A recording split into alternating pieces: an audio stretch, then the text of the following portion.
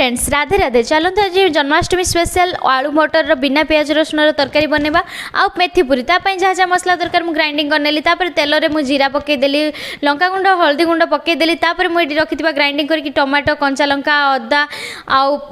जीरा ताकू सब ग्राइंडिंग करके देती मु धनिया गुंड मेथी पत्र आउ लुण पकईकि आलू को सीझा मटर को देदेली ये भल भाव में गुड़े नेबी मुझे मेथी पूरी रेडी करदेवी मेथी पूरी मुझे देखो अटा नहीं आप चाहिए मैदा भी नहीं पारे मेथी नहीं सहित लुण टिके चीनी टिके तेल टिके नहीं भल भाव में गुड़े देती जदि आपण मो भिडियो भल लगुच ताले लाइक शेयर सब्सक्राइब करेंगे ये गोला काटिकी मुझे पूरी बेलदेली तेल गरम हो गला मुझे पूरी पकईदेली मोर रेडी हो फुलिकी पूरा पूरी भगवान को प्रसाद लगे आपण मैंने कौन बन आज बिना प्याज रसुण मतलब निहाती कमेंट सेक्शन जनइबे आज मु भगवान को आलू मटर तरकारी पोटल कुरमा आउ मीठा जो काली रेसिपी देखिए निहाती मु बनई आपण मैंने भी बनई फेस्टिवल सीजन को एंजॉय करंतु।